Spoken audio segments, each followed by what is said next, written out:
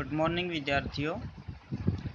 आज हम पढ़ेंगे रक्त और हमारा शरीर नामक पाठ का दूसरा पार्ट। कल हमने पढ़ा था कि रक्त के कितने भाग होते हैं। तो डॉक्टर दीदी ने अनिल को बताया था कि रक्त के दो भाग होते हैं, एक होता है प्लाज्मा और दूसरे में होते हैं कण। प्लाज्मा जो होता है वो तरल अवस्था में होता है और जिसमें कण होते हैं उसके 3 पार्ट होते हैं, जिसमें हमने कल पढ़ा था लाल रक्त कणिकाओं के बारे में। जो हमारी रेड ब्लड सेल्स होती हैं उनके बारे में कल हमने पढ़ा था। उनका आकार कैसा होता है, वो बनती कैसे हैं, उनका कार्य क्या है। तो अनिल ने दूसरा क्वेश्चन दीदी से पूछा कि दीदी आपने 2 चीज़ें और बताई थी, एक तो श्वेत रक्त कोशिकाएं सेल्स और दूसरा बताया था बिंबाणु, वो क्या होते हैं और उनका कार्य क्या होता है। तो अनिल के इस प्रश्न के जवाब में डॉक्टर दीदी बोली अब वो सफ़ेद कण के बारे में बताती है। डॉक्टर दीदी कहती है कि सफ़ेद कण वास्तव में हमारे शरीर के वीर सिपाही हैं। वीर सिपाही क्या होते हैं भाई? रक्षा करने वाले। जब रोगाणु शरीर पर धावा बोलने की कोशिश करते हैं तो सफ़ेद कण उनसे डटकर मुकाबला करते हैं और जहाँ तक संभव हो पाता है रोगाणुओं को भीतर घर नहीं करने देते।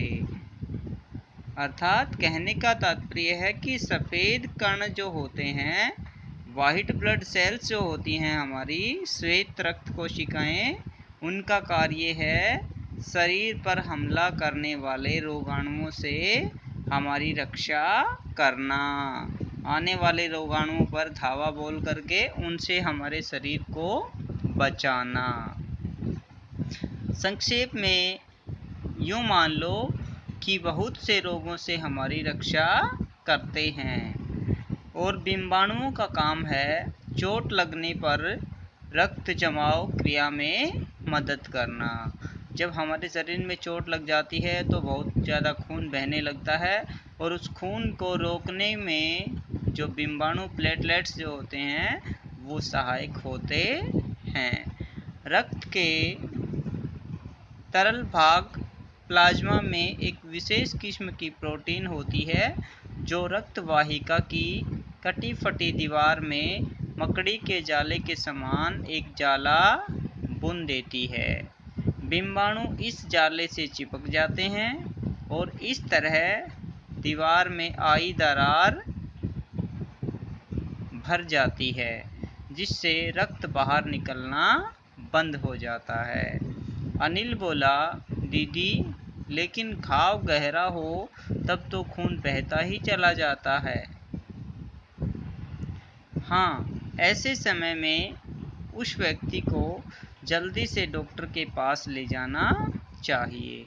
अनिल ने जब दीदी से पूछा कि दीदी जब किसी को गहरी चोट लग जाती है तो उसका रक्त तो बहता ही चला जाता है, तो फिर ऐसे में क्या करना चाहिए। तो दीदी ने उसे बताया कि ऐसे में व्यक्ति को जल्दी से डॉक्टर के पास ले जाना चाहिए। ज़रूरत समझने पर ऐसी स्थिति से निपटने के लिए कुछ टाँके भी लगाने पड़ सकते हैं, किंतु डॉक्टर के पास पहुंचने तक के समय में चोट के स्थान पर कसकर एक साफ कपड़ा बांध देना चाहिए। दबाव पड़ने से रक्त का बहना कम हो जाता है। जब किसी को चोट लग जाती है तो वहाँ क्या कर देना चाहिए भाई? एक साफ कपड़ा कसकर बांध देना चाहिए, जिससे रक्त का दबाव जो होता है वो बहना कम हो जाता है। उस व्यक्ति के लिए काफ़ी लाभप्रद सिद्ध हो जाता है, किंतु अगर बहुत अधिक रक्त बह जाए तो उसे रक्त चढ़ाने की ज़रूरत भी पड़ सकती है। दीदी ने समझाते हुए कहा। अनिल ने कहा, क्या ऐसे समय में किसी भी व्यक्ति का खून काम आ सकता है? दीदी बोली, नहीं अनिल, हर व्यक्ति का रक्त एक जैसा नहीं होता। कुछ विशेष गुणों के आधार पर रक्त को 4 वर्गों में बांट दिया गया है। हमारे ब्लड ग्रुप जो होते हैं बेटा, वो क्या होते हैं? वो ही हमारे रक्त के 4 पार्ट होते हैं। इसमें कौन कौन से होते हैं?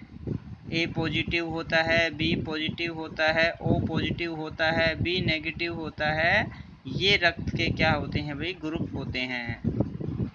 तो जिस व्यक्ति का ब्लड ग्रुप ए है, उसको एक ब्लड ग्रुप वाले व्यक्ति का ही खून उससे मैच कर सकता है, या फिर ओ पॉजिटिव जो होता है वो उसके साथ मैच कर सकता है, अन्य कोई ब्लड उसके साथ मैच नहीं हो सकता। इसी तरह से बी वाले के साथ बी का, केवल ओ पॉजिटिव वाला जो व्यक्ति होता है वो सबको खून डोनेट कर सकता है, लेकिन जब उसे ब्लड की आवश्यकता होगी तो उसके लिए केवल ओ पॉजिटिव वाला व्यक्ति ही ब्लड डोनेट कर सकता है।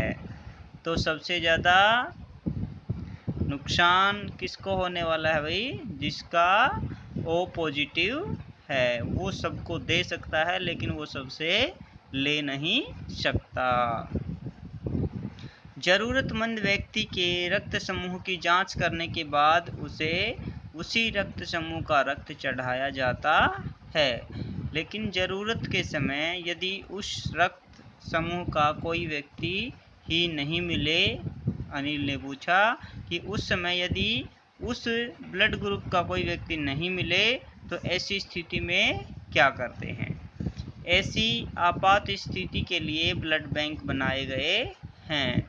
प्राय हर बड़े अस्पताल में एक तरह के बैंक होते हैं जहां सभी प्रकार के रक्त समूहों का रक्त तैयार रखा जाता है, किंतु इन ब्लड बैंकों में रक्त का भंडार सुरक्षित रहे, इसके लिए यह आवश्यक है कि हम समय समय पर रक्तदान करते रहें। ब्लड बैंक में ब्लड कहाँ से आता है? जो हम रक्तदान शिविर लगाते हैं, उससे जब हम ब्लड डोनेट करते हैं तो उस ब्लड को ब्लड बैंक में इकट्ठा करके रखते हैं, और जब आपातकालीन स्थिति आ जाती है, कोई एक्सीडेंटल केस होता है या किसी व्यक्ति को अकस्मात ब्लड की आवश्यकता पड़ जाती है और उसे कोई ब्लड देने वाला नहीं मिलता है, तो ऐसी स्थिति में उस ब्लड बैंक में से ब्लड लेकर के उस व्यक्ति की जान बचाई जा सकती है। तो हमें समय समय पर रक्तदान करना चाहिए। अब अनिल ने पूछा, क्या मैं भी रक्तदान कर सकता हूँ? नहीं, अभी तुम छोटे हो। 18 वर्ष से अधिक उम्र के स्वस्थ व्यक्ति ही रक्तदान कर सकते हैं। एक समय में उनसे लगभग 3 मिलीलीटर रक्त ही लिया जाता है। 300 मिलीलीटर रक्त ही लिया जाता है। प्राय यह समझा जाता है कि रक्तदान करने से कमजोरी हो जाएगी, किंतु यह विचार बिल्कुल निराधार है।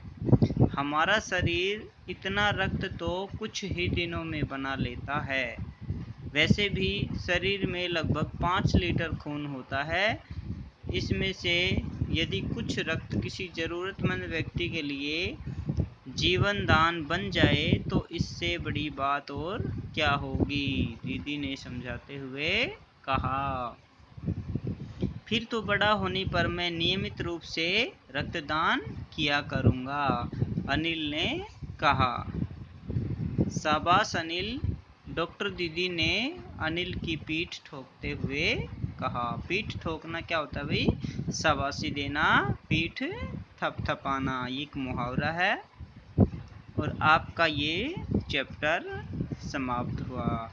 तो इस पाठ में हमने इस कहानी के माध्यम से सीखा कि रक्त क्या है, रक्त का हमारे शरीर में क्या योगदान है, ब्लड बैंक क्या होता है, ब्लड बैंक में ब्लड या खून कहाँ से आता है, किसी व्यक्ति को आपातकालीन स्थिति में यदि खून की आवश्यकता पड़ती है तो वो उसे कहाँ से मिलता है भाई, ब्लड बैंक से मिलता है। ब्लड बैंक में खून कहाँ से आता है, जो रक्तदान शिविर लगते हैं उसमें लोग जब रक्त का दान करते हैं तो वहाँ से ब्लड लेकर के उसे ब्लड बैंक में इकट्ठा करके रखा जाता है ताकि ज़रूरतमंद लोगों की मदद की जा सके। तो आज हमने इस चैप्टर के माध्यम से रक्त और रक्त का हमारे शरीर में जो कार्य है उसके बारे में पढ़ा। अब इस पाठ के वर्ड मीनिंग और प्रश्नोत्तर मैं आपको असाइनमेंट के रूप में सेंड कर देता हूँ।